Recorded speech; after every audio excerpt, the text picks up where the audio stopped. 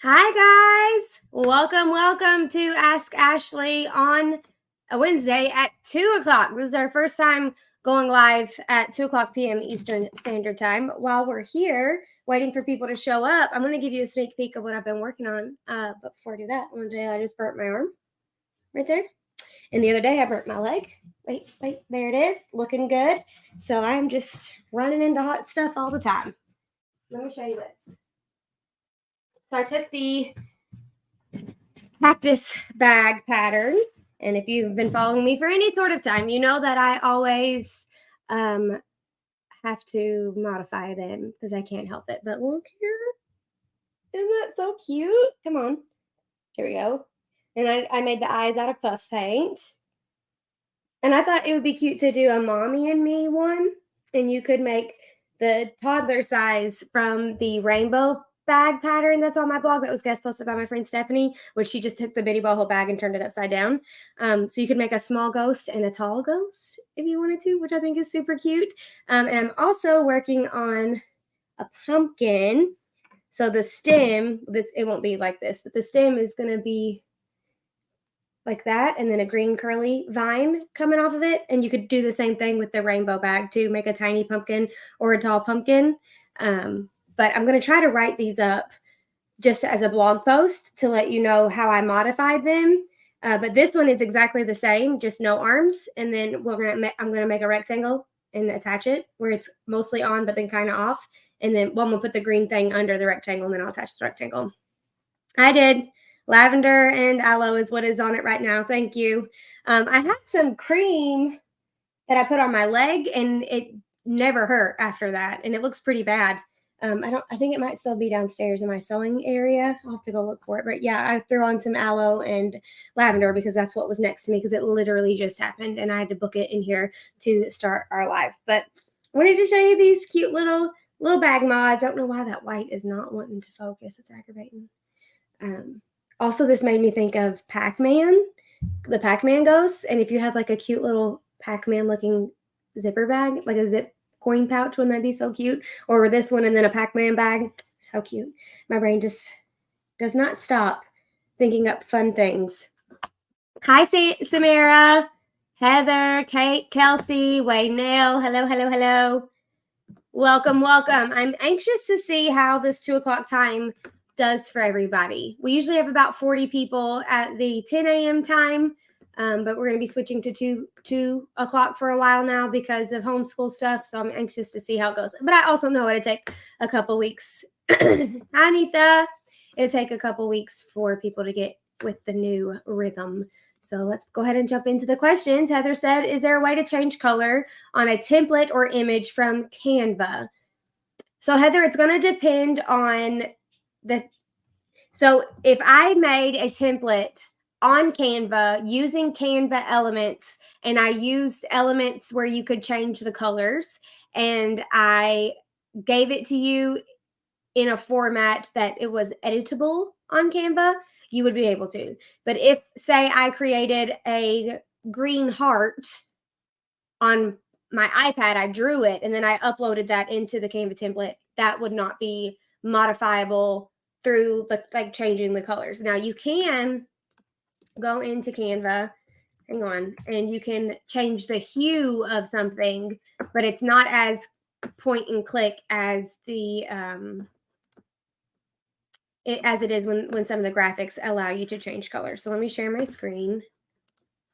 Just pulled up a random Canva template, or a random Canva thingy. So we're going to go to elements, and we're just going to look at these graphics. Featured is fine. Okay, this one. Okay, so this one has the option to change the colors. This one does not. There's no option up here. So for this one, if that was the element they used in their template, you could easily go up here and just change the colors however you wanted. For this one, since you can't do that, we're going to click Edit Photo, and then we're going to go to Adjust, and then you could change the temperature right here, which affects the color. So this is no effect, but then I like that one. I think that looks really good. You can also change the tint. So you could change both the tint and the temperature. You can change brightness, contrast, highlight, shadows, whites, blacks, vibrance. Not really doing a whole lot there. A little bit. Saturation. So you can do those things. And then there was another one where you could change the actual, I guess it's not showing up as an option. See all maybe? Maybe it has to be an actual photo and not a graphic. Because there's some that you can, let's go to my photos. Let's see this one. Edit photo. No, there used to be another one of these things that you could get a whole bunch of different color options, but it was like an app. So maybe that's not what we want. Design, click, edit photo. This is burning on my arm. It is burning. There used to, new edit, click here. Revert to the old editor. Okay, edit image. This is the old one that says. Okay, color mix gives you some options that you could change it up with color mix.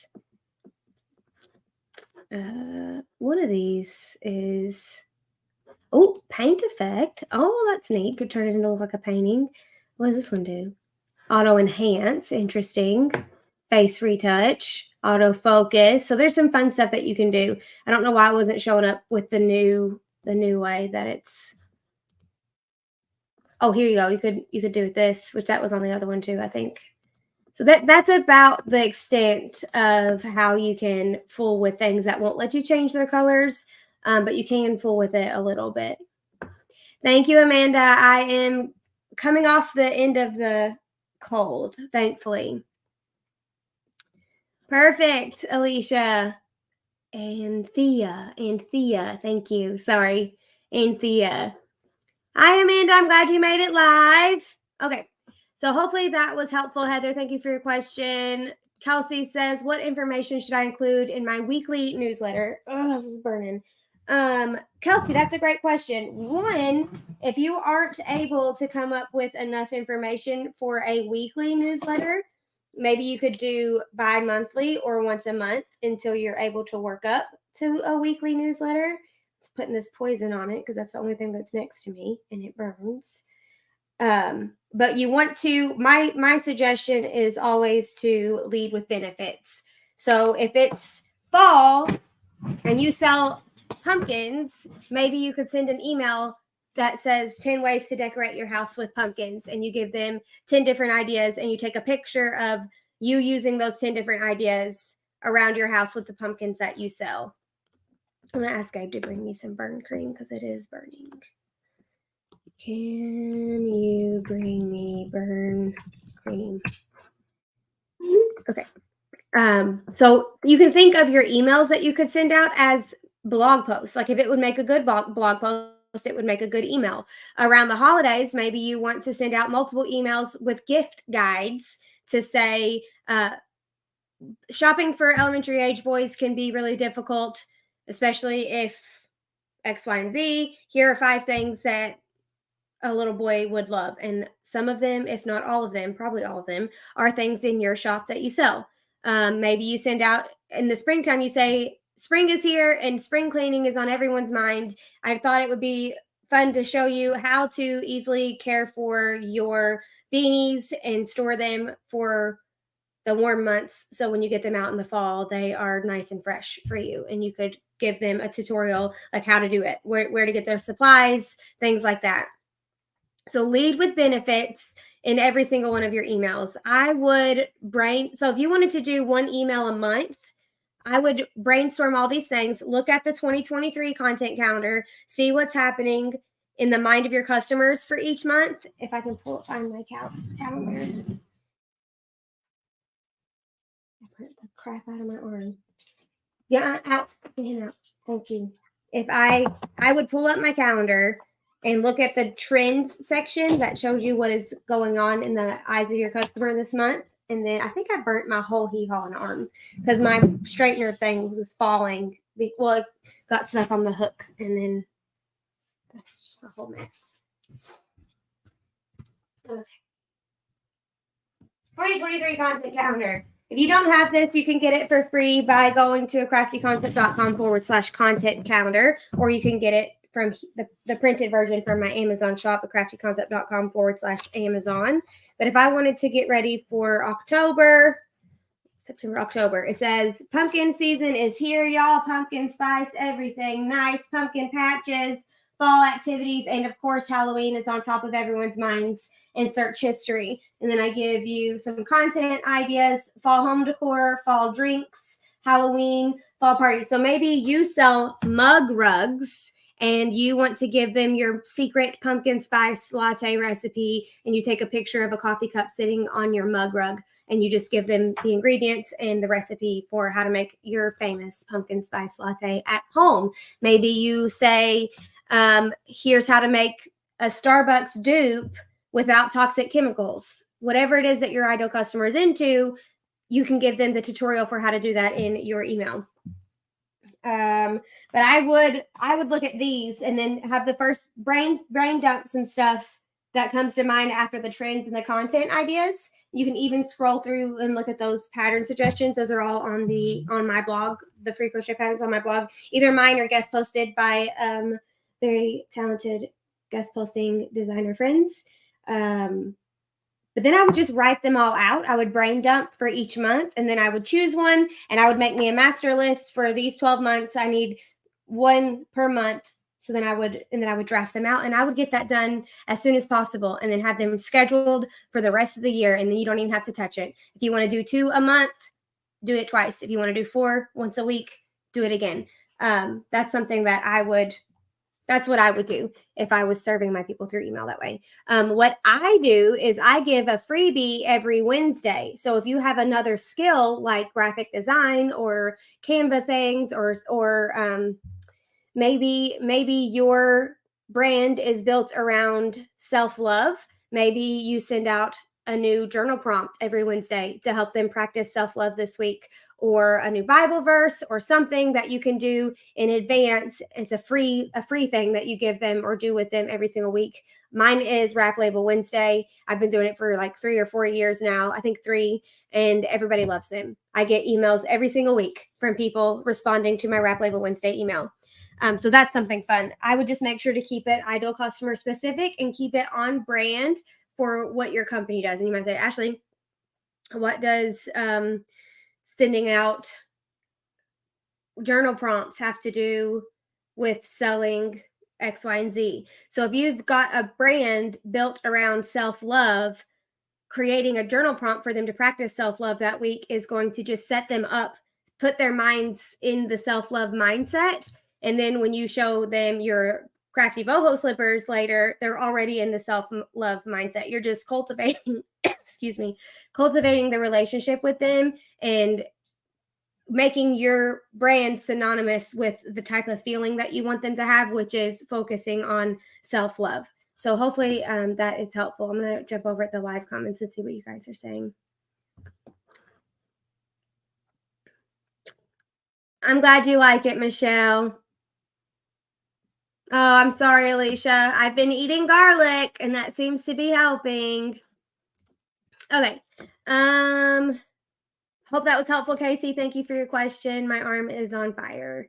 Heather says, so if we aren't able to change the color of the arrangement of the elements we want to use, we won't get in trouble for trademark or anything, will we? No idea, Heather. I do not know legal things. I don't think that way, so I haven't researched it. I have no idea. But if you're going to use a Disney, Mickey Mouse graphic, that's not okay. You're not allowed to do that. If you're just using I would have to know specifically what you've done and what you've bought or what you're using to give you a little bit more insight. But the overall insight is I wouldn't know because I don't deal with anything that has to do with like legal things. Change the color of the arrangement of the elements we want to use. So if you buy a template, you can't sell that template as your own template. Somebody else created that and sold it to you, unless they sell it with the rights for you to sell it, which people do that. So unless you get like commercial licensing or something. If you go to Canva's templates and click on one, and then you don't modify it at all, and then you try to sell that, that's against Canva's terms of agreement. You have to modify templates if you're trying to resell said templates. You have to modify them drastically in my experience. So I'm not 100% sure. Oh, let me go back to how she told me how to say it. Anthea says, I'm actually sitting here crocheting your messy bun beanie pattern. I love it. I'm planning to offer it in some fall colors, which some are not my brand colors. I'd love your feedback. So this happens a lot with makers. I suggest staying in your color family if possible.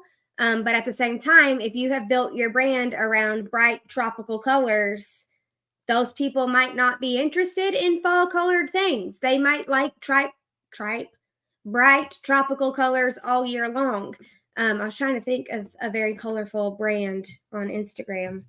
None's coming to mind off the top of my head. Most people like the boho stuff is the only thing that comes to my mind, but the tropical stuff usually does really super well. I'm just going to type in crochet rainbow and see what types of accounts show up.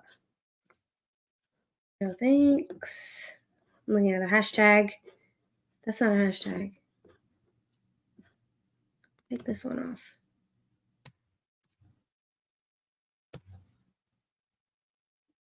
Trying to see if I can find an account that has colorful stuff all the time. What's this one?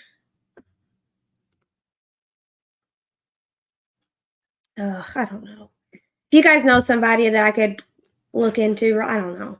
But anyway, if your people are used to seeing like neon pink, lime green, bright sunshine yellow, and then you come out with like terracotta, olive, they're gonna be like they probably like those bright colors all year long. So if it were me and you wanted to choose fall colors, I would stay within your bright color family, but choose fall version. So orange, not like terracotta. I would choose orange. I would choose green, I guess.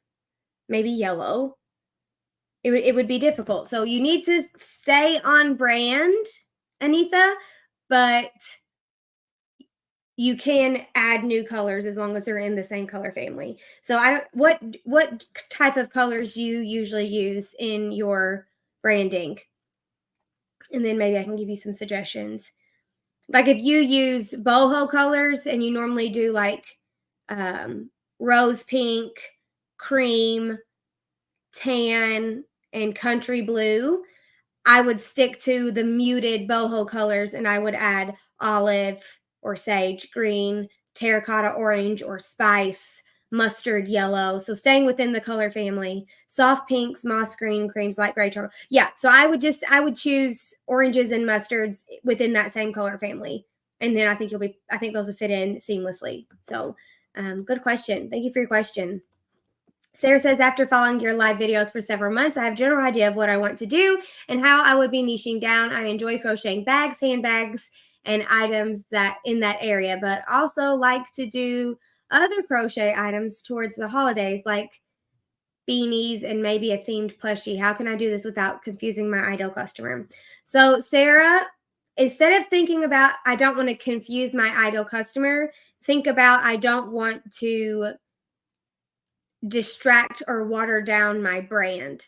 So if you are known as the handbag lady and people know that you are, if they need a handbag or if they want a new accessory for their outfit, or if their friend is having a birthday and they want to get them an accessory and you are the handbag lady, if you add other things to it, it's going to water down the potency that you have built up around being the handbag lady. You can still sell hats to the same type of person that would wear handbags. I think hats and handbags go hand in hand, especially if your ideal customer is a person who likes to accessorize. They love to like head to toe. And in my mind, I immediately think of my art teacher from elementary school. She and my fourth grade teacher from elementary school. Those two women accessorized to the nines. If my teacher was wearing a black dress with pops of red, she had red earrings, she had red shoes, she had a big red brooch, she carried a red bag that day. Like that's who she was. There's lots of women that do that, lots of women that love to accessorize, and you can branch out from just handbags and add a more line of more accessorized things to your line, accessorizing things to your line of products, and still be known in that area.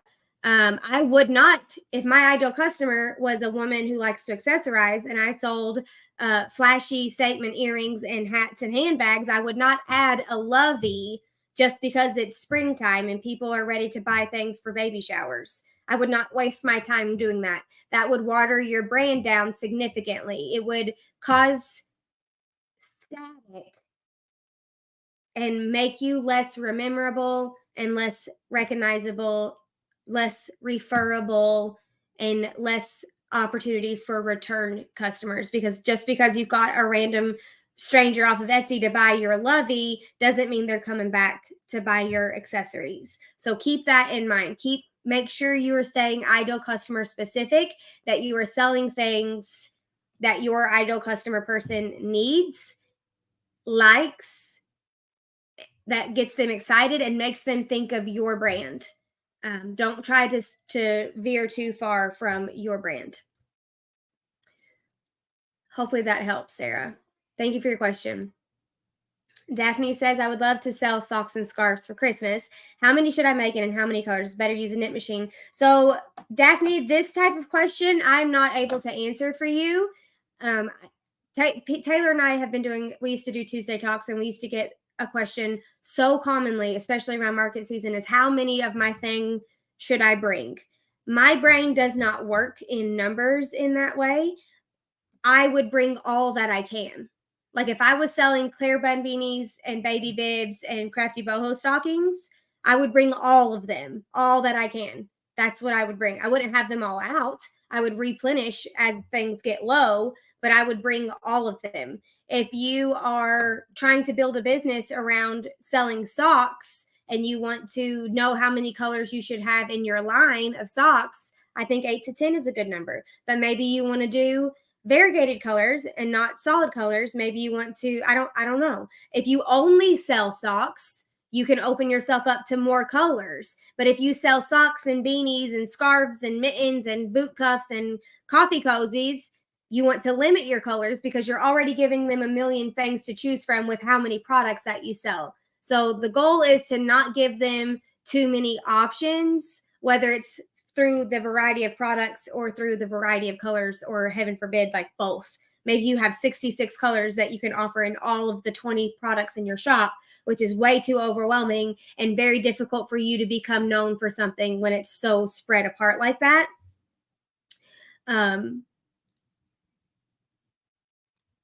When it comes to how many that you need to sell, it's going to be hit or miss every year. Once you've been in business for a little while, you can know last year I sold a whole bunch of these. This year I'm going to make extras in this specific color. So for me, it was linen Claire bun beanies. When my shop blew up, I sold the living daylights out of linen Claire bun beanies for like 4 years. So whenever I had a spare moment, I was making linen Claire bun beanies because I knew that they would always sell eventually. So there's not a magic number that you can have prepared for sales. You just have to let the market and then supply and demand just kind of guide you as you're making things. I would start by making one of all of the colors you want to have in your shop, getting really good photos of each of those colors, making a new Etsy listing for each of those colors. If you got 8 colors, you got 8 Etsy listings. And then I would start again and I would make the second of each of them. And then if you see that people are buying the linen color, maybe spend some more time making the linen color only. And then the other ones, you make them after you get the order, is something that you could think about. I do not knit at all. I only use a knitting machine. So that one I wouldn't be able to help you with. I've never knit socks by hand. I've never crocheted socks by hand. I did house socks once when Ava was a baby, but those were basically like slippers. And the only socks that I've made with my knitting machine, they didn't have a heel or anything. So it wasn't nothing. It was just a tube. So that I'm not for sure either on, like how to make socks. That I wouldn't know. But I would do some trial and error. I would try both, see which one you like better, see which one people like better, see which one sells better, see which one you can create the profit margins that you want. Do you want to make $20 per pair of socks, or do you want to make $10? Like, that's going to differentiate the method that you use to make your socks. Okay, perfect. And thank you for your question, Daphne. And now we have, I want to change my brand colors because the more I create, the more I'm drifting away from my current ones. Do I just change them on a whim, or am I stuck? You can change them. You're never stuck. You're never stuck with anything. You can always change, pivot, turn, always. I suggest taking your audience on the journey with you. Let them help you pick your colors. If you're choosing between two greens, let them choose which shade of green you should go with. You don't have to go with the one that they picked. You can choose the one that you want. Having their feedback might give you a little bit of direction, but just the act of them engaging with you is going to help you build a relationship with them, and they're going to be very excited about your new brand instead of confused as heck. If you just came out of nowhere and changed everything, then they would be like, who is this? Why am I following this stranger I've never met before? So it'd be much more fun and smart if you take them on the journey with you. I'm glad you like that idea. It can be fun. It can be fun to take your people on with you. You can put up polls. You can post this or that type things. You can put an open box and say, hey, this is the colors I'm looking at. Did I leave anything out? Is there a color that you think that goes perfect with this color palette that I left out? Or when you see this picture, maybe you have a picture of like an ocean and you're trying to get colors from that, post it and say, hey, when you see this picture, what 3 words come to your mind, and see if that picture promotes the type of feel that you're wanting to create around your brand. So that would be really fun for you and your audience. They would enjoy that. They would enjoy doing that with you. So thank you for your question. Excellent.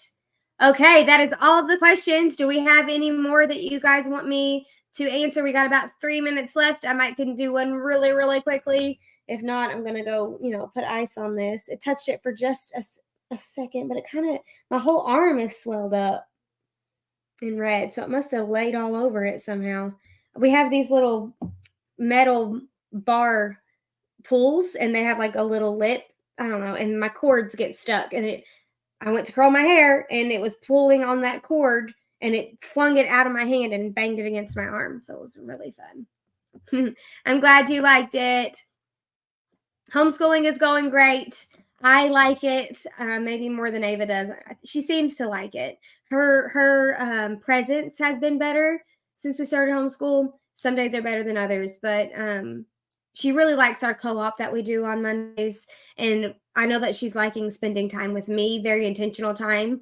And I try to make it fun. I spend a lot of time like on my lesson plans and activities and science experiments and stuff like that. So hopefully she's having a good time.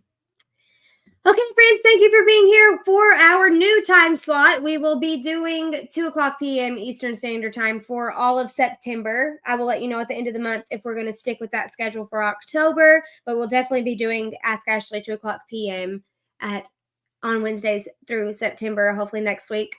I will not still be coming off of a cold and burning the living daylights out of my arm, and I can think a little bit more clearly, which we don't know because I'm also coming off my ADHD medicine. So things are just super weird over here, but hopefully next week will be better. Thanks for being here. Thanks for asking questions. Thanks for engaging in the comments. I hope you have a great rest of your hump day and a wonderful rest of your week. And I will see you over on Instagram. Thanks, guys.